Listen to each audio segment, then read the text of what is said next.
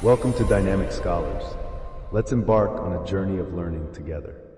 आज का जो हमारा सेशन है वो बहुत ही स्पेशल है क्योंकि गोवा विश्वविद्यालय से सीधे हमारे साथ वहाँ के पीएचडी रिसर्च स्कॉलर जो कि जेआरएफ हैं कॉमर्स में, अब एसआरएफ हो चुके हैं, ऑनरेबल चेतन बगाड़िया सर। तो आज हमारे साथ चेतन सर कनेक्ट हुए हैं। हमारा सेशन है ये अपने आप में बड़ा ही महत्वपूर्ण है क्योंकि गोवा यूनिवर्सिटी से स्कॉलर हमारे साथ जुड़े हुए हैं और रिसर्च प्रपोजल को लेकर के विस्तार में हमें बात करना है कि भाई रिसर्च प्रपोजल कैसे बनता है, पीएचडी में एडमिशन कैसे मिलता है, सिनॉप्सिस बनाने का तरीका क्या है, थीसिस क्या है। तो इन सभी विषयों को लेकर के विस्तार से हमारे साथ बात करने के लिए चेतन बगाड़िया जी हैं, बड़े स्कॉलर हैं। चेतन जी, आपका मैं बहुत स्वागत करता हूं अपने इस डायनेमिक प्रोफेसर के प्लेटफॉर्म पे और बहुत शुक्रगुजार हूं कि आपने बड़े शॉर्ट नोटिस में भी यू कैन से अपनी सहमति, अपने कॉन्सेंट को दिया है आने के लिए और आज आप आए हैं। आपको सुनने के लिए सभी लोग बड़े व्याकुल हैं और सब लोग आपको सुनना चाहते हैं। तो मैं चाहता हूं कि बिना समय को व्यर्थ गवाए आप सेशन को स्टार्ट करें और अपना लेक्चर दें। Over to you. पहले तो मैं सभी का स्वागत करना चाहूँगा और धन्यवाद करना चाहूँगा कि आपने समय निकाला मुझे सुनने के लिए। मेरे रिसर्च में जो इन 2018-19 तो जब मैं लखनऊ गया अपना एडमिशन का दाखिला लेने के लिए तो उन्होंने सबसे पहला ये सवाल मेरे से किया कि आपने लिटरेचर रिव्यू किया है या नहीं। We are on the same page, all of us are on the same page. So the thing is कि मुझे जितना पता था मैंने कहा कि जी मैम किया है और मेरे को पता ही नहीं है कि लिटरेचर रिव्यू कहते किसको है, क्योंकि उस समय पे मेरे को याद है कि रिसर्च को लेकर इतना सीरियसनेस नहीं था। आज के समय आप मास्टर्स में जाएंगे तो रिसर्च जो है वो थोड़ा सीरियस सब्जेक्ट हो चुका है, क्योंकि गूगल स्कॉलर चाहे स्कोपस है चाहे उसके जो पेपर्स हैं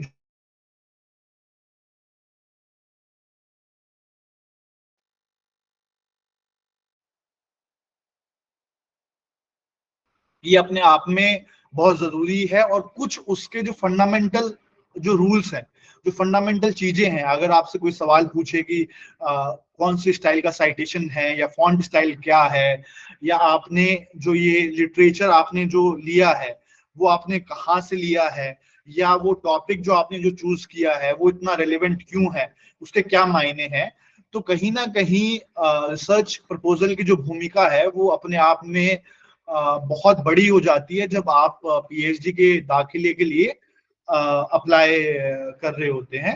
और ये बहुत बहुत लॉन्ग जर्नी है that starts from your having a good research proposal. So I have a slide, I have a PPT. If you one second, how to present this? Present now. Okay. So select a tab to share. Window. Not this one. Entire screen. Share.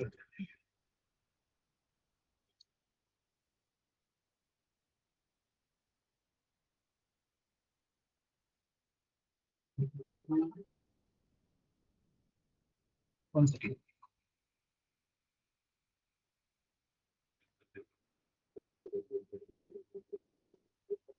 It is not coming, I guess. Some issues there. Entire screen. Okay. So okay. So अभी मेरी शायद पूरी जो screen है वो I think you can see. So आप सबको visible है जो मैं अभी जी कंप्लीटली विजिबल है। Okay okay okay. So okay. So सबसे पहले की जो पहला सवाल है कि हम रिसर्च के बारे में बात कर रहे हैं, तो व्हाट इज रिसर्च।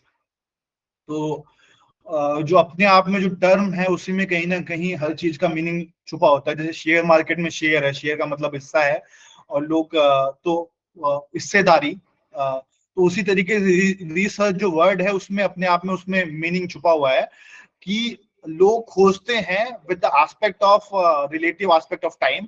तो जो भी चीज जो उस समय तथ्य होता है वो जरूरी नहीं है कि वो जो तथ्य उस समय माना गया है वो सत्य है। तो इसके लिए वापस जैसे एक समय था जब माना जाता था कि पृथ्वी जो है वो शायद गोल ना हो, या जो साइंस के अंदर काफी डिफरेंट एजम्पशंस थी, और जो धीरे धीरे धीरे धीरे जब रिसर्च होती गई, या ऐसा भी मानना था कि हम जो है वो सन जो है हमारी रिवॉल्व कर रहा है, पर आखिर बाद में जब एम्पेरिकल रिसर्च हुई तो पता चला कि हम सन के रिवॉल्व कर रहे हैं। तो रिसर्च क्या है कि with over a period of time उस विषय के अंदर हम और पुख्ता रिजल्ट्स और एम्पैथी जो है, आप जब लिखते हैं तो तथ्यात्मक चीजों की बहुत जरूरत पड़ती है, और आप कोई भी वाक्य या कोई भी स्टेटमेंट अपने इमेजिनेशन से कहीं ना कहीं आप नहीं दे सकते। उसके पीछे कोई आधार होना चाहिए, उसके पीछे किसी की रिसर्च होनी चाहिए, तभी आप उस विषय को आगे लेकर जा सकते हैं। तो आप ये देख सकते हैं, जैसे जॉन डब्ल्यू क्रेसवेल ने कहा था कि this is research. So if I'm mentioning someone, what is research? I have to mention that there's a person who has said that this is research, or this is one thing which came from Merriam-Webster. So उस link से या उस website से मिला, तो अगर आप website ले रहे हैं तो वो भी आपको बताना पड़ेगा। ठीक है, तो am I clear about everything? Yes, sir. Yeah.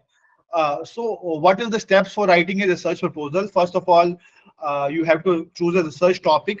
और हमारे इतने विचार हैं कि एक रिसर्च टॉपिक चूज करना बड़ा मुश्किल हो जाता है, कि कभी हमको पृथ्वी बचानी है, कभी हमको ये करना है, पृथ्वी किस प्रकार से बचानी है, या आप इतने फिलोसफर्स को पढ़ चुके कि आपके दिमाग में आइडियाज बहुत सारे हैं, बट आप टॉपिक तो एक ही सिलेक्ट कर सकते हैं।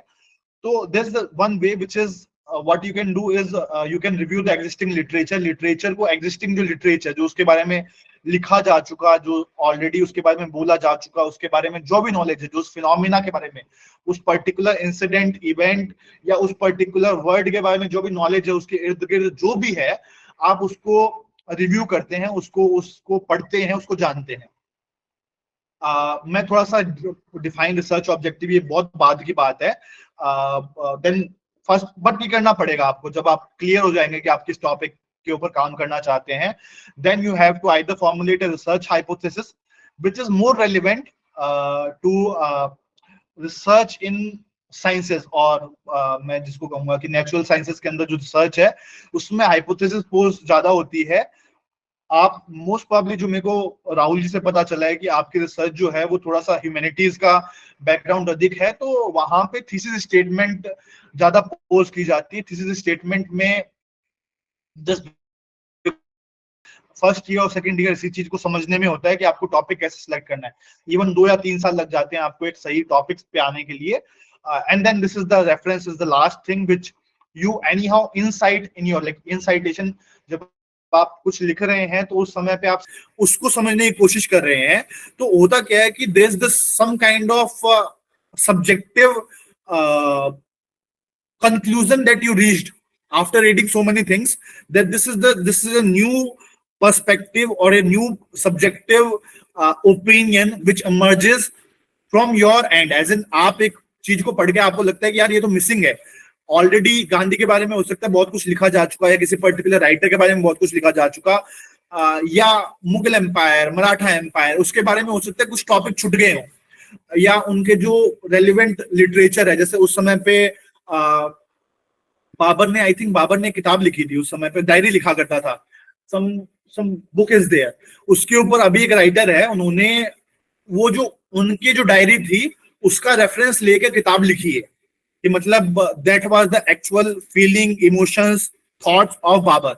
सो होता क्या है कि आप क्रिटिकल एनालिसिस के थ्रू या हिस्टोरिकल रिसर्च के थ्रू, केस स्टडीज के थ्रू, या आप टेक्सचुअल इंटरप्रिटेशन, जिसमें बहुत सारे मेथड्स होते हैं, जिसमें आप basically you record something and then you interpret it through a software, या एथनोग्राफी, जिसमें क्या है कि बेसिकली आप एक तरीके से चीजों को, एक सेम चीजों को एक डिफरेंट ग्रुप में डालते जा रहे हैं। तो आजकल जो रिसर्च है वो मोस्ट प्रोबेबली इंटरडिसिप्लिनरी हो गई है, यानी बहुत सारी सब्जेक्ट्स जो है वो कंबाइन करके, जैसे आप सिर्फ इंग्लिश के अंदर अगर हैं तो आप सिर्फ इंग्लिश की रिसर्च नहीं कर रहे, you are into going into one direction to another, like you are into psychology as well. अगर आप बिहेवियर की रिसर्च कर रहे हैं तो you might have to take certain theories from which are more prominent in the domain of psychology, या आप business में रिसर्च कर रहे हैं तो मेडिकल टर्म्स की भी कुछ चीजें ऐसे हो सकती है जो आपको यूज करना पड़ जाए। तो आजकल क्या हो गया है कि जो रिसर्च है वो काफी बहुत वाइड हो चुकी है और डिफरेंट सब्जेक्ट्स का एमलगमेशन हो गया है या फिर एक संकलन हो गया है। Am I clear to everything about? Yes, sir. Yes, sir. Yes, sir. Okay. So how to choose a research topic? So first of all, identify your interest. आप क्या चाहते हैं? जैसे अभी एक हमारे यहाँ पे एक लड़का रिसर्च कर रहा है and he was more interested in sports, though he is doing a research in business, but some sports management. So the what happened is, though it is a management, but उसने क्या किया, अपना जो main interest था उसको कहीं ना कहीं अपनी रिसर्च के अंदर इंक्लूड कर लिया। सो फर्स्ट ऑफ ऑल, जो भी आप किसी आदमी को दलित लिटरेचर के अंदर काफी इंटरेस्ट है, किसी को कोई पर्टिकुलर राइटर बहुत अच्छा लगता है, उसके आइडियाज बड़े पसंद है, तो हमारे वैसे तो बिखरे हुए थॉट्स हैं, हमारे इंटरेस्ट बिखरे हुए हैं। आजकल इंस्टाग्राम और जो सोशल मीडिया के जमाने में वैसे भी हर आदमी जो है वो मल्टी टैलेंटेड, बहुत ज्यादा मल्टी टैलेंटेड हो चुका। तो खैर उसके चक्कर में इंटरेस्ट पहले तो आइडेंटिफाई कीजिए, फिर आप क्या कीजिए कि आप कोर्स मटेरियल, जो उस चीज के ऊपर जो कोर्स मटेरियल है या लिखा जा चुका और नोट्स जो हैं उसके बारे में आप पढ़िए। एकेडमिक जर्नल जो है, चाहे वो पीयर रिव्यू है, चाहे वो आप यूजीसी केयर के जर्नल है, स्कोपस के जर्नल है, वेब ऑफ साइंस में कुछ जर्नल्स हैं, तो उनको जो relevant literature, basically Scopus is something which is being thought as more authentic. तो एकेडमिक जर्नल्स पढ़िए, बुक्स पढ़िए, और उसके बाद you can talk to Rahul sir, talk to professors, advisors से बात कीजिए कि जो आप टॉपिक उठा तो रहे हैं, क्या वो रिसर्च करने लायक भी है क्या। मतलब क्या है कि इंटरेस्ट तो इंसान का पता नहीं हजारों विषयों में है, पर जरूरी नहीं है कि वो जो टॉपिक आप सिलेक्ट कर रहे हैं वो रिसर्च करने लायक हो सकता है ऑलरेडी बहुत रिसर्च हो चुकी हो, या फिर वो उसके बारे में रिसर्च करना में आपको हो सकता है 10 साल लग जाए और आपको लग रहा है 5 साल या 3 साल में पीएचडी कंप्लीट कर देंगे। That want be possible just because कुछ है ही नहीं लिखने के लिए। फिर आप ब्रेनस्टॉर्म कर सकते हैं अपने आइडियाज जो भी हैं। The main thing which is the most important thing in research is narrow your focus. मतलब वो एक घोड़े वाली जो कहते हैं ना, दोनों साइड क्या कहते हैं, नाल लगा देते हैं। मतलब आपका एक क्लियर कट विजन होना चाहिए कि आखिरी में आपको अचीव क्या करना है। अगर आपका शुरुआत में फोकस ठीक है कि मतलब किसी को स्पोर्ट्स पर्सन बनना है, किसी को मूवी स्टार बनना है, किसी को कुछ करना है, आपका एकेडमिक फील्ड के अंदर अगर आप रिसर्च की जर्नी में जा रहे हैं तो आपका पहले से टॉपिक में ये फोकस है कि I just want to achieve this particular thing, then बहुत बड़े विपदा से आप निकल जाते हैं। क्योंकि रिसर्च इज नथिंग बट बहुत ज्यादा हटाना है, चूज, मतलब आखिरी में आपको कुछ चूज करना है पर्टिकुलर, वही रिसर्च कंप्लीट हो जाती है जब आप चूज करना सीख जाते हैं कि मुझे करना क्या है। और फिर रिसर्च क्वेश्चन क्या होंगे और उसकी सिग्निफिकेंस क्या है, आप जो रिसर्च कर रहे हैं वो सोसाइटी को किस तरीके से प्रभाव डालेगी, एकेडमिक कम्युनिटी को किस तरीके से प्रभाव डालेगी, उस लिटरेचर को किस तरीके से प्रभाव डालेगी, वो आपको जानना बड़ा जरूरी है। क्योंकि आखिरी में आपको यही बताना पड़ेगा कि आपने रिसर्च तो कर ली इस टॉपिक के ऊपर, but what is the relevance और what is the significance of the research that you have done. Can I move ahead? Hello जी Yes, sir. Okay. Yes, sir. तो Yes, sir. yeah, how to conduct a literature review is first what you can do is library database, library है उसके through जो electronic databases आपके पास available है उसके through आप जा सकते हैं, गूगल स्कॉलर पे पढ़ सकते हैं, Scopus, PubMed, there are various websites which are authentic. First of all, don't go for any journal और anything which is written, don't take it for, जैसे न्यूज है, न्यूज में इसकी शादी उसके सर और उसकी शादी उसके साथ, और बहुत सारा कचरा है इंटरनेट पे। आपको वो कचरा, सारा कचरा नहीं उठाना, आपको you have to find institutions which has been provided with some kind of authentication by some authentic organization। तो उससे पढ़िए, यूनिवर्सिटी में लाइब्रेरीज हैं उसमें बुक्स और जर्नल्स है, उससे पढ़िए। ऑनलाइन लाइब्रेरीज अवेलेबल हैं, ऑनलाइन लाइब्रेरीज और ई रिसोर्सेज उससे आप पढ़ सकते हैं। ठीक है, अब जो टॉपिक आता है that is what you have to do is you have to define your research objective, कि आप रिसर्च के थ्रू एक्चुअली रिसर्च आपका एम क्या है, आपका ऑब्जेक्टिव क्या है. एम बड़ा हो जाता है, objective can have like sub part of the bigger aim. आपका एक एम है बट आपका एक प्लेयर बनने का एम है, बट आप प्लेयर में क्रिकेटर, आप एक बैट्समैन भी अच्छा बनना चाहते हैं, एक बॉलर भी अच्छा बनना चाहते हैं, एक फील्डर भी अच्छा बनना चाहते हैं, तो that becomes your objective. But the main aim is to be a good player. तो रिसर्च ऑब्जेक्टिव जो है जब आप डिसाइड करते हैं तो first of all it should be very specific. जिस एग्जांपल में दिखा रखा है कि you want to understand climate change which is a very very big thing, मतलब बहुत बड़ा टॉपिक हो गया. But what you can do is specify कि इस रीजन के अंदर मेरे को क्लाइमेट चेंज और उस क्लाइमेट चेंज का इस चीज पे क्या इफेक्ट आ रहा है. मतलब you have to define certain dimensions जिसके बाहर जाके आप रिसर्च नहीं करेंगे. मतलब कुछ आपको एक तरीके से मैं क्या कहूंगा बाउंड्रीज क्रिएट करनी रहती है रिसर्च के अंदर, कि ये एक छोटा सा मतलब एक जैसे रूम है, आपका कमरा है, तो उसकी कमरे की चार दीवारी है कि मैं इसमें ही सोऊंगा आके, तो वो आपको डिफाइन करना बड़ा जरूरी है, तो वो स्पेसिफिक होना बड़ा जरूरी है.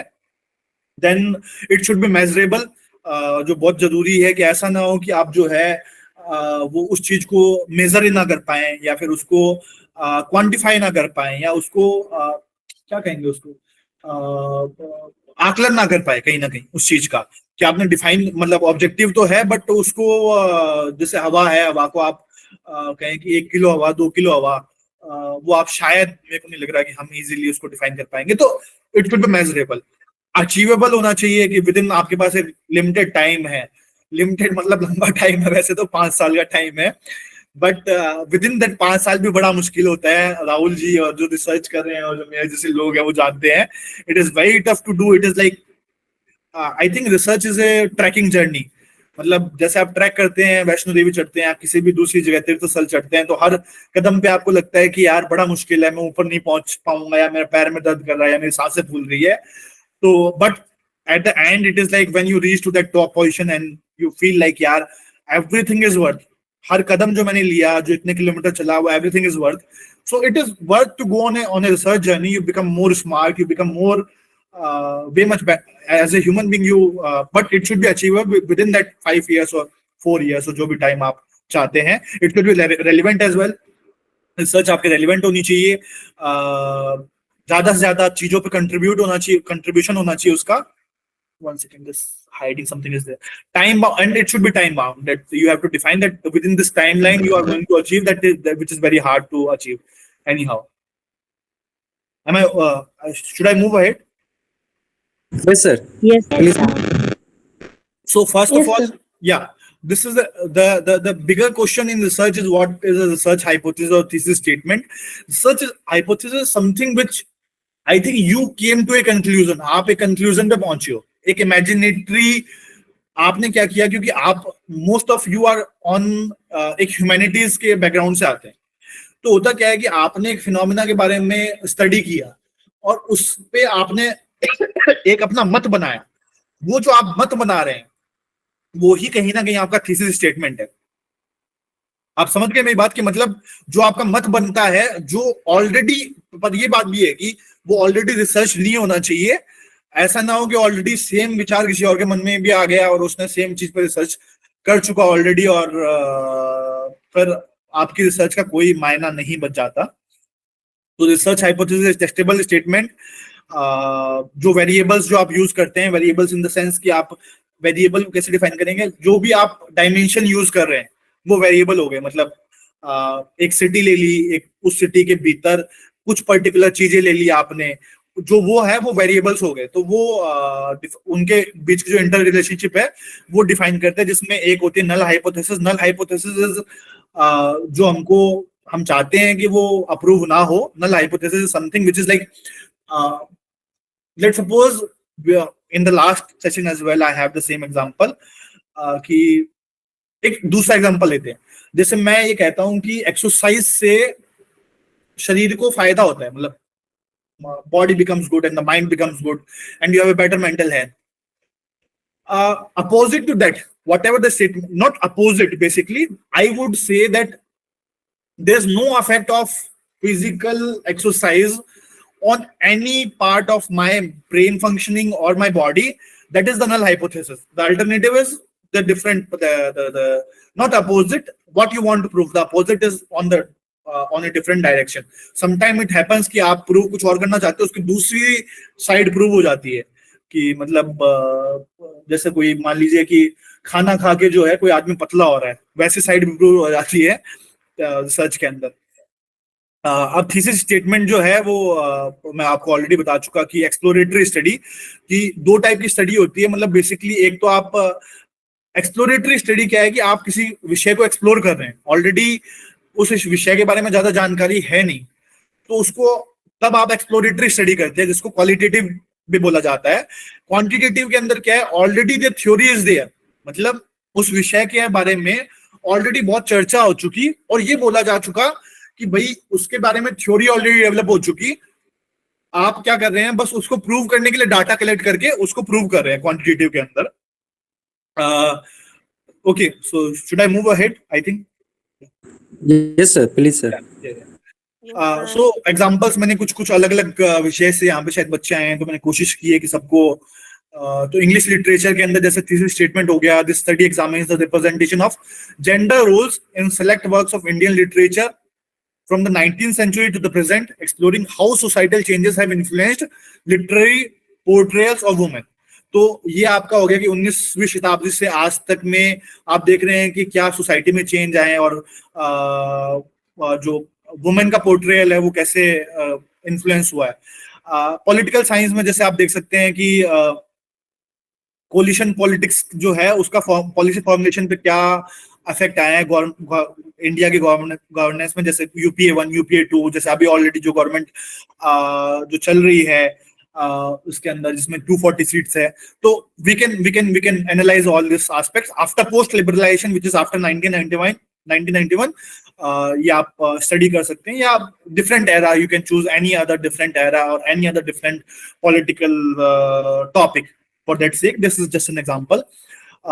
हिस्ट्री में जैसे historical study deals into the socio economic and political condition of Mughal India के अंदर उस समय पे क्या राजनीतिक और इकोनॉमिक क्या होगा, वाणिज्यिक, या बेसिकली जो इकोनॉमिक उस समय पे क्या पॉलिटिकल कंडीशन थी, और टेक्सटाइल इंडस्ट्री का क्या क्या उस समय पे योगदान था, तो वो आप पढ़ सकते हैं। हिंदी लिटरेचर में जैसे भक्ति और सूफी मूवमेंट के बारे में, हिंदी पोइट्री के बारे में, या किसी भी राइटर को उठा के आप उसकी लाइफ को एक्सप्लोर करना चाह रहे हैं जो ऑलरेडी स्टडीड राइटर है, या ऐसा राइटर है जो अंडर स्टडीड है या थोड़ा बहुत स्टडीड है, उसका एक ऐसा पार्ट है लाइफ का जो काफी स्टडी नहीं हुआ है, या ऐसे उसके विचार हैं जिसको लिटरेचर में और जगह मिलनी चाहिए, या हिंदी लिटरेचर में उसका और बड़ा स्थान होना चाहिए, तो आप उसके बारे में और स्टडी कर सकते हैं। संस्कृत में जैसे पोर्ट्रेल ऑफ धर्मा कैसे है, राइटियसनेस, और ये सब आप मतलब जो भी आप संस्कृत में और पढ़ना चाहें। अभी तो संस्कृत के अंदर I think millions of text which is still there, I think in Delhi, which is still need to be decoded, just because वो उस समय की जो लैंग्वेज थी और जो लिखित भाषा थी वो एक अलग वो अब तक हम डिकोड नहीं कर पा रहे, क्योंकि अब वो जो लिपि थी वो कहीं ना कहीं उसको जानने वाले खो चुके हैं और कम लोग हैं। तो खैर वो बात की बात, ठीक है। So the thing is there are different types of citation style जो आप यूज करते हैं, जो आखिरी में आप जब अपना कंप्लीट करते हैं वर्क, तो रेफरेंस के अंदर तो there is American Psychological Association which is mostly used. तो इसमें जैसे एग्जांपल ले रखा है स्मिथ एंड जोन्स 2020। तो इस तरीके से आप साइट करते हैं और उसमें पूरा आप सब कुछ साइट करते हैं, पेज नंबर से लेकर आप जर्नल का नंबर, और that is very easy. I can show you how to basically do this thing if someone wants any kind of क्योंकि I think this is last, so I can show you if someone wants, it will be easier for them, I guess. Hello? Yes, sir. Yeah, Yes, sir. I can show you. Yes, sir. I think Google. Tell me one topic I can search on Google Scholar and then show you how to cite, basically.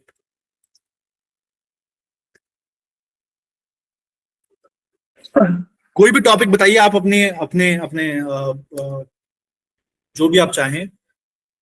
जैसे मैं आपको दिखाई दे रहा है जो मैं search कर रहा हूँ सर्च इंजन पे? जी सर। ठीक है। Yes, sir.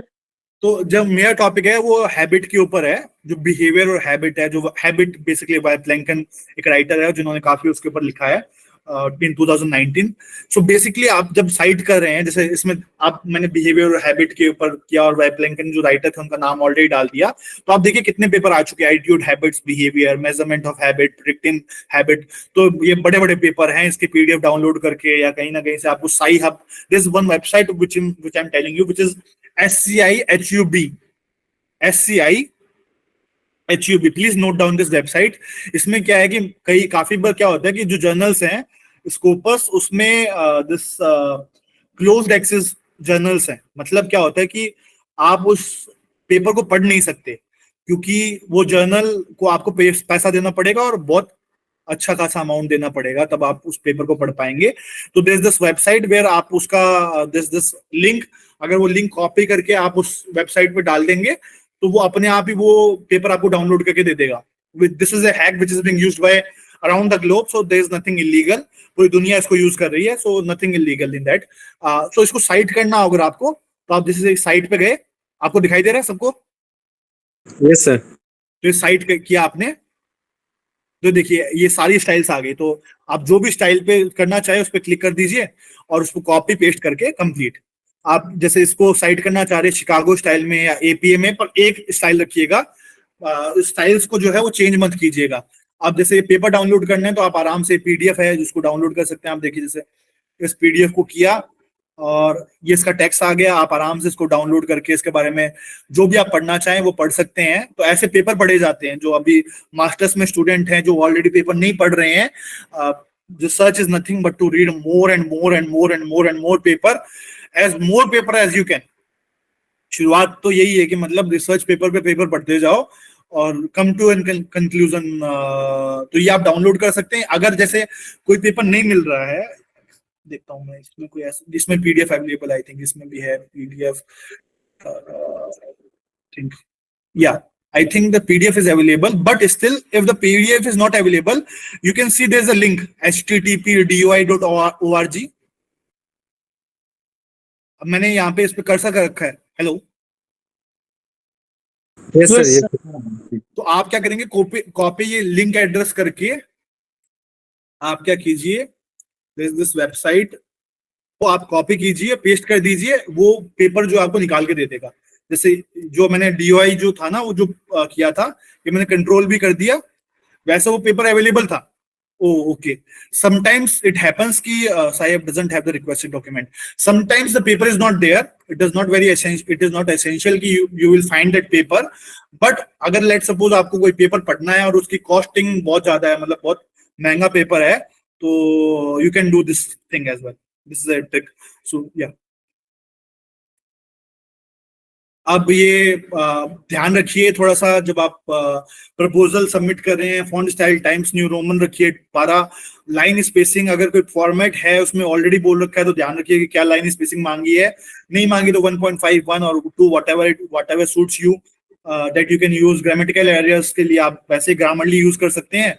और वन मोर इम्पॉर्टेंट थिंग, जैसे अभी हम बात कर रहे हैं, तो there is this proper from 1 to 12 13 slide, there's a proper progression of this argument that I am making about research।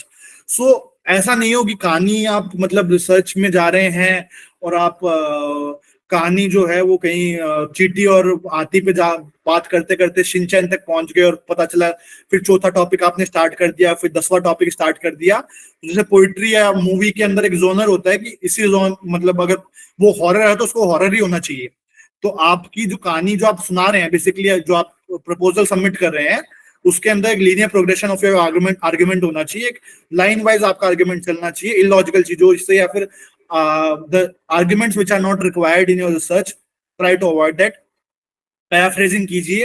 Proposal में इतना जरूरी नहीं है क्योंकि प्रपोजल आपका कोई चेक नहीं करता। हेलो,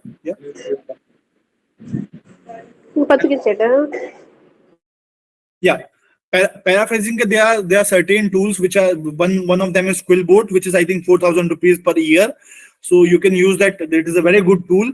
So आप पैराफ्रेज कर सकते हैं. पैराफ्रेज आप जब रिसर्च पेपर सबमिट करते हैं, थीसिस सबमिट करते हैं, तो ज्यादा जरूरी बन जाता है, क्योंकि उस समय पे आपका प्लेगरिज्म चेक होता है कि आपने कितना कॉपी मारा है, कितना टापा है. आपने टाप तो आप सब कुछ ही है वैसे, पर आप क्या करते हैं उसको बस भाषा के लिए इजी हो जाता है कि आप, क्योंकि हम लोग है तो हिंदुस्तान से आने वाले लोग तो बेसिकली हिंदी भाषी लोग हैं, तो हमारे लिए इजी हो जाता है कि कोई दूसरा आदमी हमारा मतलब कोई सॉफ्टवेयर काम करके दे दे and have your citation in the end at least. So yeah, thank you. I think this was last slide. Yeah, thank you.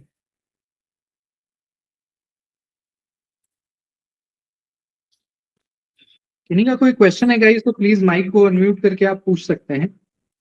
Chetan sir, मेरा एक क्वेश्चन आपसे ये है सभी स्टूडेंट के बिहाफ पे कि पीएचडी में जो एडमिशन होता है, क्योंकि यहाँ पे ज्यादातर लोग अभी एमए सेकेंड ईयर में हैं या एमए फाइनल ईयर में हैं, तो पीएचडी एंट्रेंस की तैयारी भी करते हैं, कई लोगों ने दिया है. तो थोड़ा उस जर्नी के बारे में भी आप बताएं कि जब आप अपने मास्टर्स में थे और जो पीएचडी का एडमिशन था, उस बीच किस तरह के प्रॉब्लम्स फेस करने होते हैं और एडमिशन कैसे मिलता है, क्या क्या प्रोसेस होता है, और थोड़ा अपने बारे में भी आप बताएं ताकि सभी को पता लगे. बहुत सारे तरीके तो बहुत सारे हैं. एक तरीका ये कि आप ऑलरेडी वहां के प्रोफेसर्स को जानते हैं, अच्छी बातचीत है, आप इंसान, सबसे पहले तो आप इंसान अच्छे होने चाहिए, मतलब क्योंकि आप किसी प्रोफेसर के अंदर 4 से 5 साल रहने वाले हैं, और अगर आप इंसान, अगर आपके बारे में आपका रैपो अच्छा नहीं है कि आपके अंदर कुछ, आप कुछ भी करें, but that should be your personal space, should be your personal space. तो आप कोशिश कीजिए इंसान अच्छे बने, फिर आप प्रोफेसर्स को अप्रोच कर सकते हैं कि sir this is my topic और this is the thing that I want to work on, आपके अंदर सीट है क्या. दूसरा तरीका ये है कि वो जो टॉपिक दे रहे हैं वो बोल रहे हैं कि मैं इस पे रिसर्च करना चाहता हूँ, तो आप कहो ठीक है सर, मैं इस पे काम करने के लिए रेडी हूँ. ऑलरेडी जो आप टॉपिक पे जिस पे काम करना चाहते हैं, आपको पीएचडी करनी है for the sake of doing PhD and to be a professor, then you can do that particular thing as well, and there's nothing wrong in choosing a topic which the guide is more comfortable with, just because he will provide you more support. मैंने किया था उस समय, तो भाई साहब कुछ नहीं पता था और नील बटे सन्नाटा थे हम लोग, बस मास्टर्स के टाइम पे अप्लाई कर दिया था. by the grace of God I cleared my net while I was in masters only. और उसके बाद जो है I went to apply in, I think this was my 4th university in which I got admission. पहले मैंने Lucknow apply किया, और बड़ा ही मजेदार किस्सा है लखनऊ का. So even if someone is recording, I'm not bothered about that. I think should be spoken about.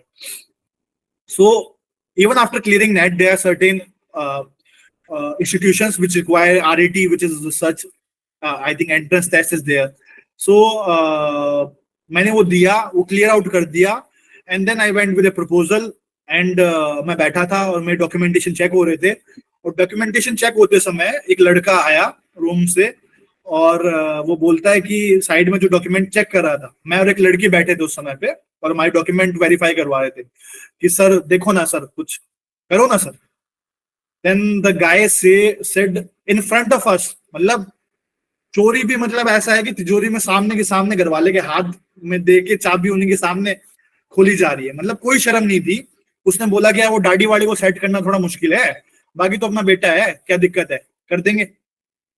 And this was a shock to me, just because I was traveling thousands of kilometers, not once, twice. I was living in some dharamshala, I don't know where, paying lesser amount. मतलब एक आप जानते हैं हम कोई US economy तो है नहीं, 21 ट्रिलियन डॉलर की इकोनॉमी और 33 करोड़ की पॉपुलेशन की, एक आदमी जो 28 गुना या 30 गुना हमसे, वहां का पर हर ह्यूमन बीइंग जो है हमसे एवरेज में 30 गुना अमीर है. हम लोग सारे के सारे स्टूडेंट, और स्टूडेंट में भी आप समझ रहे हैं कि इंडिया में मतलब it is very hard to get admission. So that was a shock to me. I applied in BHU, though they had a very good comment that this guy is from Delhi University, and while he was talking it shows कि वो Delhi University से है. So they praised me in the interview. BHU में apply किया तो BHU में भी नहीं हुआ. देन आई अप्लाइड इन सम, आगरा के अंदर एक भीमराव अम्बेडकर यूनिवर्सिटी है। सो आफ्टर 10 साल बाद में वहां पे फॉर्म निकले थे, 10 साल बाद में। मतलब हद करती भाई साहब, मतलब गपलेबाजी की इंडियन एजुकेशन सिस्टम में हद है। This is the reality. The thing is sometimes the truth is more harsh, and if you are living in a society, if you are going for something, you have to understand or accept the harsh things first, then only you can decide कि मतलब अब तो मेहनत, तो मतलब मेहनत का तो कोई वो ही नहीं है, मतलब आप there's no substitute to your hard work, at least when you are in India. तो ये तरीका हो सकता है कि आप ऑलरेडी किसी से अप्रोच करें, और या आप पढ़े बहुत, आपकी स्किल सेट, आपकी मतलब ऑडिटरी स्किल अच्छी है। और I still remember that when I was in my interview, तो मेरे से हुआ क्या कि मैं by the grace of God I was reading some book, I used to read books. तो while I was travelling I was reading a book of Stephen Hawking. आज तक वही 2-4 पन्ने पढ़े हैं मैंने, उसके अलावा कुछ नहीं पढ़ा मैंने। तो उस बुक के अंदर शुरुआत में क्या था कि रिसर्च को डिफाइन किया था कि व्हाट इज रिसर्च। बेसिकली किस्मत थी मेरी कि मेरा 1-2 दिन बाद इंटरव्यू है, और किस्मत से वो रिसर्च को बताया कि गैलीलियो ने ऐसे रिसर्च की, उसने वैसे रिसर्च की, फिर एक नया ट्रुथ निकला, फिर एक नया ट्रुथ निकला। And the same question has been asked in the interview कि what is research. So I told that it is, I was reading a book of Stephen Hawking. So it, for them it is like there's a guy who is reading Stephen Hawking.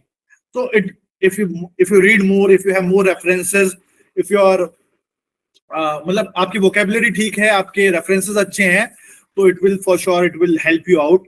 So yeah, but the journey is tough. The journey is very tough for everyone who is going to apply in PhD, who is going through a phase. Don't take anything serious. Don't take life seriously. I would say to take your studies serious. जैसे game खेलते तो game में हार जीत जो है वो एक game का पार्ट है। तो जैसे आपका काम है कि आपका काम अप्लाई करना, वैसे आपकी तरह लाखों लोग एग्जाम में बैठ रहे हैं, उसमें से 6% लोग पास हो रहे हैं। उसमें भी कैटेगरी का अलग सिस्टम है कि कोई जनरल से है, कोई SC ST OBC. There are so many things which are involved. If you literally look at the passing percentage of a JRF student, it boils down to 0.6%. It boils down to 0.6%. Just think, मतलब हर 200 में से एक बच्चे को JRF मिलता है। And if you belong to a particular category, let's suppose you come from journal और ये भी एक है, then it is 0.25 or something, 0.2 or 0.25. मतलब out of every 500 student, only one student is getting a JRF. So मतलब मजाक है India में। We are an overpopulated country with a mindset that we will be Vishwaguru, and for sure we will be under this leadership. I'm assured about that thing. But there's a very long road to go. While I was preparing for this your presentation, आप देखिए कि मतलब 117 athlete गए हैं। आप एक country जो 150 करोड़, मतलब पर 1 करोड़ के ऊपर एक एथलीट भी नहीं जाता हमारे ओलंपिक्स में, which is a shame to what we are doing in a global community.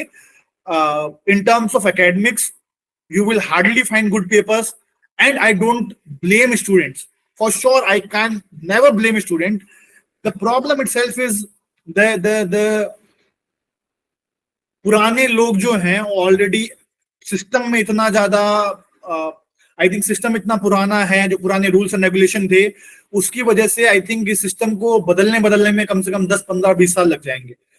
But जो है वो है, जो आपके सामने यथास्थिति है, उसको, उस यथास्थिति को चोट लग गई तो दवाई लगाओ, और रोने से कुछ नहीं होगा, रोने से आंसू निकलेंगे, खारा पानी मुंह पे आएगा, 2-4 कविताएं निकल जाएगी, पर भाई साहब दवाई तो लगानी पड़ेगी, डॉक्टर के पास तो जाना ही पड़ेगा। तो accept the reality and yeah, move on.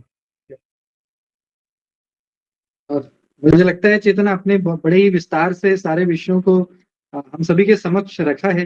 Research proposal, synopsis, PhD admission, ये एक ऐसा विषय है, एक ऐसा सब्जेक्ट है, एक ऐसा टॉपिक है जिसको लेकर के मैक्सिमम स्टूडेंट ट्रबल फेस करते हैं।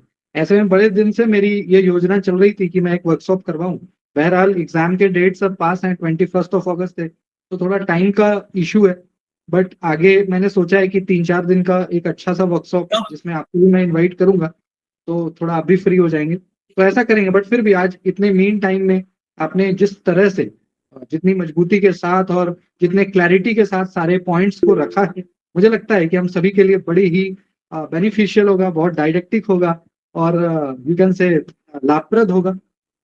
आप हमारे साथ जुड़े हैं और मैं आपको बताऊं दोस्त, साथियों की आज चेतन हमारे साथ हैं। चेतन और मेरी दोस्ती मतलब मुझे लगता है हम लोग ग्रेजुएशन के साथी हैं। डीयू में मैं इंग्लिश में था और आप कॉमर्स में थे। 2015 में मेरी लास्ट मुलाकात चेतन जी के साथ है, 2015 में वी मेट लास्ट। और वो भी मुझे लगता है कि कोई बहुत अच्छी, यू कैन से, हम लोग क्योंकि डिपार्टमेंट अलग था, मैं इंग्लिश से था, चेतन कॉमर्स से थे, तो मुझे लगता है यूनियन का इलेक्शन था और हम दोनों किसी किसी एक कैंडिडेट को सपोर्ट कर रहे थे और इस वजह से हम दोनों की दोस्ती हुई।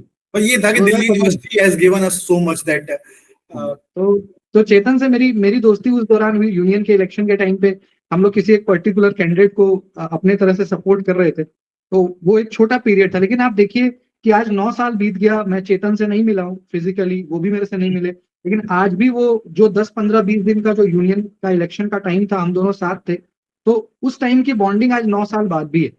आज भी मैंने बस एक बार बोला इनको कि हमें सेशन करना है, तो करना है मतलब करना है। फिर चेतन ने ये नहीं पूछा कि क्यों और कैसे करना है, इन्होंने पूछा कब करना है। तो गाइज ये जो बॉन्डिंग है ना, एकेडमिक्स के अंदर या किसी भी क्षेत्र के अंदर, जब आप जाते हैं तो ये जो बॉन्डिंग है ये आपके काम हमेशा आता है। अगर चेतन भी मुझे कुछ कहेंगे तो मैं इनसे शायद ही कुछ वाई व्हाट और हाउ शायद ही करूंगा, क्योंकि मुझे इन्होंने कह दिया मतलब करना है। वो वाली बात है, वो बॉन्डिंग आज 10 साल बाद भी हम दोनों की है। और इवन ये चेतन, आज मैं अपने स्टूडेंट को बता भी रहा था डीयू के माहौल के बारे में। आज मैं पेपर 2 इंग्लिश के क्लास में मैं बता रहा था कि बड़ा मैं ब्लेस्ड हूँ।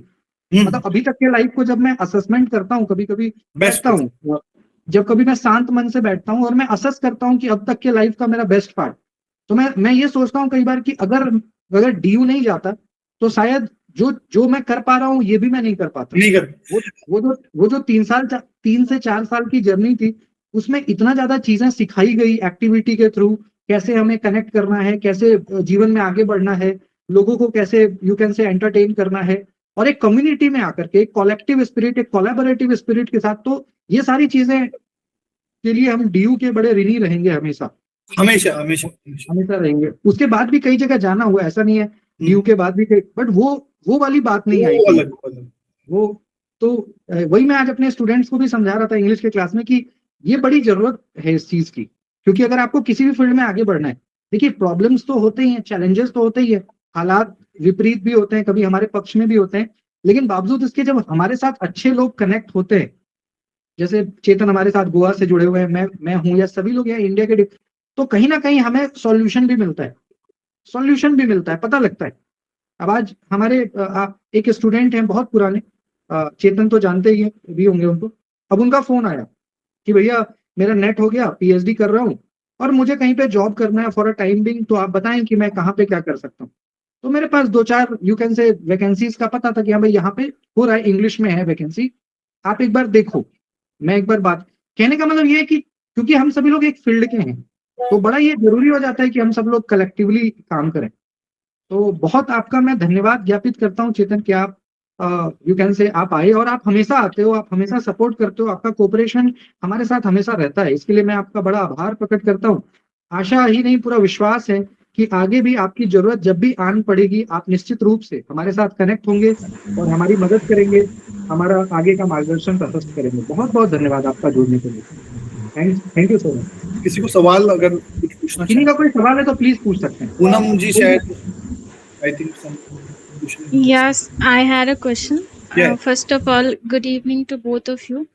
एंड मेरा क्वेश्चन ये था कि जैसे ही किसी स्टूडेंट का जेआरएफ क्लियर होता है, I am specifically asking about JRF not net, suppose the student is in the first year of MA, तो उस कंडीशन में क्या जो हमें जेआरएफ का सर्टिफिकेट मिलता है उसकी क्या मतलब कोई उसकी वैलिडिटी, एक तो मैंने ऐसा सुना है, पता नहीं है क्लियर, कि उसकी वैलिडिटी होती है कि आपको with in a limited time admission लेना है, तो क्या वो सेकेंड ईयर करने तक वो जेआरएफ हमें ऐसे ही मतलब वेट करना रहता है कि हम पीएचडी में एमए के बाद ही एडमिशन लेंगे, या कोई और प्रोसेस रहता है? नहीं, आप सही बोल रहे हैं कि आई थिंक वैधता है इसकी। आई थिंक 2 या 3 साल, Rahul if I am not wrong, कि 2 या 3 साल की वैधता है आई गेस।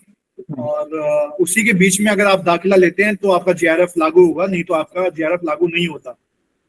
मास्टर्स के अंदर अगर आप Rahul if you can describe, I think अगर मास्टर्स में किसी का जेआरएफ क्लियर होता है तो इसमें ये प्रावधान है कि कोई स्टूडेंट अगर एमए फर्स्ट सेमेस्टर में जेआरएफ कर लेता है, एमए फर्स्ट सेमेस्टर की मैं बात कर रहा हूँ, अगर उस टाइम, तो उस समय से उनको 2 साल मिलेगा कि आप अपना मास्टर्स कंप्लीट करिए। अगर आपने अपने जेआरएफ करने के टाइम से 2 साल के अंदर अगर मास्टर्स कंप्लीट कर लिया तो वो वैलिड हो जाएगा, फिर आप उसके बाद एडमिशन कभी भी ले सकते हो। बट जैसे हमारा अभी चेतन एक स्टूडेंट था, संस्कृत में, उन्होंने, बड़ा इंटेलिजेंट स्टूडेंट है वो, विद्या नाम है उनका, और झारखंड से, गांव से। उन्होंने क्या किया कि संस्कृत कोड 25 और संस्कृत कोड 73 दोनों में जेआरएफ कर लिया, वो भी बीए फाइनल ईयर में, ग्रेजुएशन फाइनल ईयर में उसने दोनों सब्जेक्ट में जेआरएफ कर लिया। लेकिन उसका वैलिड नहीं होगा, क्यों? क्योंकि ग्रेजुएशन में उसने फॉर्म तो डाल दिया, बट ग्रेजुएशन फाइनल ईयर में जेआरएफ हुआ तो उसने नॉलेज के लिए किया, लेकिन वो वैलिड नहीं होगा। तो उसने हालांकि बाद में जाके बीएड वगैरह कर लिया। बट इनकेस अगर कोई विद्यार्थी एमए फर्स्ट ईयर में क्वालिफाई करेगा तो बिल्कुल वैलिड है। आपको बस ये ध्यान रखना है कि जिस दिन आपका जेआरएफ हुआ है उस दिन से 2 साल के अंदर अपना एमए कंप्लीट कर लीजिएगा, फिर आपको जब भी एडमिशन लेना हो पीएचडी में आप ले सकते हैं, जेआरएफ आपका वैध हो जाएगा। अगर 2 साल से ज्यादा हो गया तो फिर आपको वो काम नहीं करेगा। पूछना है, जैसे मान लीजिए कि जो जेआरएफ की तो वैधता है ना कि आप जेआरएफ होने के 2 या 3 साल के भीतर ही पीएचडी में दाखिला ले सकते हैं, वो भी तो वैधता है ना कि अब वो कब से लागू होगा? वो तो आई थिंक अगर मास्टर्स फर्स्ट ईयर में आपका कंप्लीट हो गया तो उसी 2 साल के भीतर ही एडमिशन लेना पड़ेगा स्टूडेंट को। तो नहीं, उसमें ये कहा गया है कि 2 साल के भीतर अगर बच्चा मास्टर्स कंप्लीट कर लेता है तो उसका जेआरएफ वैलिड होगा। फिर वो ऐसा कोई टाइम लिमिट अभी सेट नहीं है, फिर वो चाहे तो जैसे ही उसको PhD as early as possible वो ले सकता है। नहीं, पहले ये था प्रावधान, आई थिंक जब हम थे तब ये प्रावधान था कि जैसे आपका जेआरएफ आज निकला तो उसी के 2 से 3 साल के बीच में पीएचडी में दाखिला लेना पड़ेगा, नहीं तो आपका लैप्स कर जाएगा पीएचडी। मतलब वो जेआरएफ, हाँ, जेआरएफ आपको नहीं मिलेगा, नेट आपका वैलिड होगा, जेआरएफ नेट वैलिड होगा, आपका जेआरएफ लैप्स हो जाएगा। तो जेआरएफ आपको 3 साल के अंदर लेना है एडमिशन जी, 2 या 3 साल के अंदर। Okay sir, thank you so much sir. कुछ किसी और के पास कोई सवाल? आई थिंक या और किन्हीं का कोई भी क्वेश्चन है तो प्लीज पूछ सकते हैं, माइक को अनम्यूट करके। मैं अपना ईमेल एड्रेस भी डाल देता हूँ, अगर आप प्लीज आप डाल। इन्हीं को भी चेतन सर से कनेक्ट करना हो तो मेल आईडी ये डाल रहे हैं आप। बात क्या काम हुआ है, बात समझ रहे हैं कि आप पहली बात तो उस विषय पर काम कितना हुआ है और रिसेंटली उस पर काम कितना हुआ है। रिसेंटली जो आप काम देखेंगे उसमें से कहीं ना कहीं आपकी रिसर्च निकल के आती है, जिसमें ये बताया जाता है कि आपको किस चीज पे काम करना चाहिए। जैसे 2023 में कोई पेपर पब्लिश हुआ है, वो ये बता रहा होगा कि ऑलरेडी मैंने सारे पेपर पढ़ लिए पहले वाले, और मेरा ये कंक्लूजन है, और मैं कहता हूं कि फ्यूचर स्टडीज या भविष्य में जो स्टडीज होनी चाहिए वो इस विषय पर होनी चाहिए। तो विषय जो निकल के आते हैं रिसर्च के, वो कहीं ना कहीं आपके रिसेंट रिसर्च पेपर जो पब्लिश हुए हैं उसके अंदर से निकल के आते हैं। तो आप पहली बात तो रिसर्च पेपर्स उठाइए। आई थिंक रिसर्च पेपर जब आप पढ़ेंगे तो धीरे धीरे आपके जो सवाल है वो थोड़े से कम हो जाएंगे, और कोशिश कीजिए कि नए रिसर्च पेपर्स जो रिसेंटली पब्लिश हुए हैं, जो पिछले 3-4 साल या 5 साल के अंदर पब्लिश हुए हैं, उसको पढ़िए, उसमें सब कुछ मिल जाएगा आपको। और आई थिंक एक पेपर भी होता है, this one paper which is called as literature review, systematic literature review, SLR जिसको बोलते हैं। तो एसएलआर में क्या होता है कि ऑलरेडी किसी टॉपिक के ऊपर किसी इंसान ने अगर बहुत ज्यादा रिसर्च की है तो वो क्या करता है, सब सारी रिसर्च को कंपाइल कर देता है कि इस विषय के ऊपर over a period of 20 years ये सारी रिसर्च हुई है, वो एक ही रिसर्च में कंपाइल कर देता है उसको। तो अगर आपको किसी टॉपिक पे कोई एसएलआर पेपर मिल जाए, सिस्टमैटिक लिटरेचर रिव्यू का पेपर मिल जाए, तो उसको पढ़िए, एंड आई थिंक उसमें आपको मैक्सिमम क्लियर आउट हो जाएगा कि आपको नई रिसर्च किस चीज पे करनी चाहिए। मैं अपना सोशल मीडिया हैंडल भी डाल देता हूँ, क्योंकि शायद अगर मैं इस पे कनेक्ट ना कर पाऊँ, 1 सेकेंड,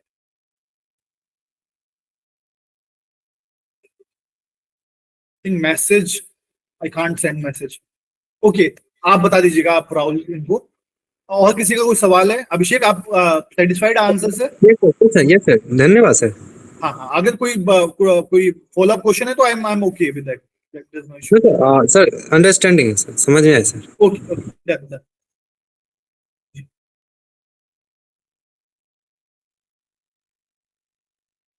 और किन्हीं का कोई क्वेश्चन है तो पूछ सकते हैं, या फिर मुझे लगता है चेतन की असल में एग्जाम है ना 21 से, तो सबका थोड़ा माइंड उधर है, तो एग्जाम के बाद मैंने सोचा है कि एग्जाम के बाद में थोड़ा आप भी थोड़ा फ्री हो जाएंगे, तो एक अच्छा वर्कशॉप प्लान करो। थीसिस सबमिट करनी है मेरे को इस मंथ, तो आई एम सर मेरा एक और क्वेश्चन है। सर जैसे कि आपने अभी थोड़ी देर पहले बोला कि research is more of about read and read, तो आप जितने ज्यादा रिसर्च पेपर पढ़ेंगे उतना आपको क्लैरिटी आएगी। बट हम ये कब स्टार्ट करें, मतलब क्योंकि बहुत सारा type after your exam first have one focus कि पहले एग्जाम क्लियर करो, उसी का फोकस रखो। जब आप अप्लाई कर रहे हैं कहीं पे, आप कोई फॉर्म आ गया कहीं पे अप्लाई कर रहे हैं, रिसर्च प्रपोजल उसमें जाएगा, तो आप शुरुआत कर दीजिए अपनी रीडिंग जर्नी की। जो रीडिंग तो करते रहिए। एक तो सबसे बड़ी बात क्या है कि रिसर्च उसके लिए पढ़ना मुश्किल है जिसको रिसर्च पेपर भी तभी पढ़ोगे ना जब पढ़ने की हैबिट होगी। चाहे फिक्शनल किताबें, चाहे चाचा चौधरी की किताब पकड़ लो, पढ़ने की आदत डालो पहले तो। क्योंकि वो 20 पेज का जब दिखता है ना, 15 पेज मेरे को पढ़ने हैं, और वो भी पूरा देयर इज नो, कोई ऐसा नहीं होगा कि इसमें शिनचैन की आवाज आ जाएगी या निंजा हथौड़ी बोल पड़ेगा उसके अंदर। उस एकेडमिक पेपर्स इज नथिंग, मतलब as in which is not like reading research papers is not entertaining at all. I can guarantee you in the initial phase आप 1 या 2 रिसर्च पेपर पढ़ के कहोगे कि भाई साहब रिसर्च के हाथ जोड़े हमने, रिसर्च करना मुश्किल है।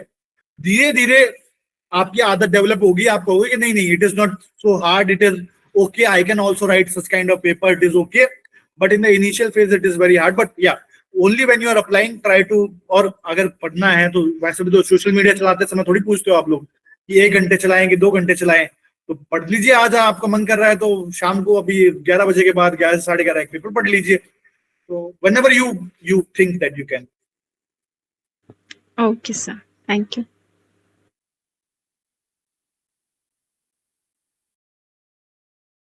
Yeah.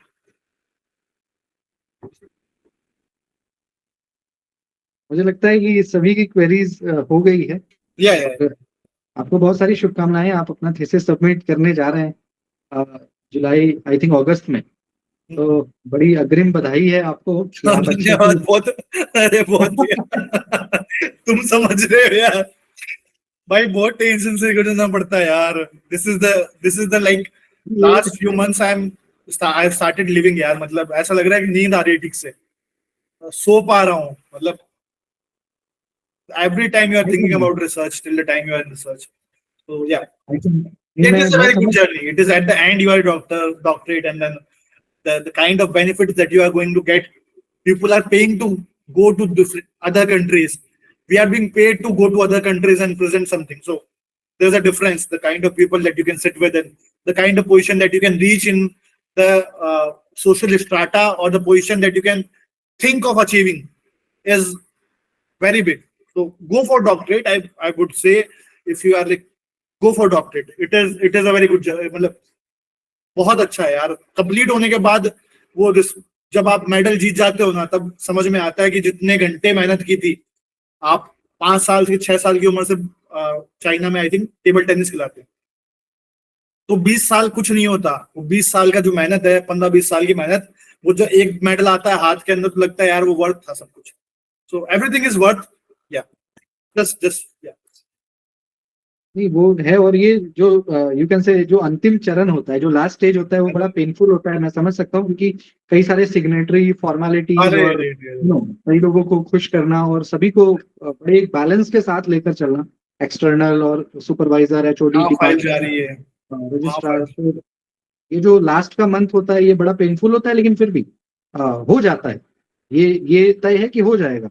आप बस पेशेंस है आप में बहुत ज्यादा है, मुझे पता है आप कर लेंगे। तो किसने सोचा था सत्यवती कॉलेज के स्टूडेंट पीएचडी कर लेंगे?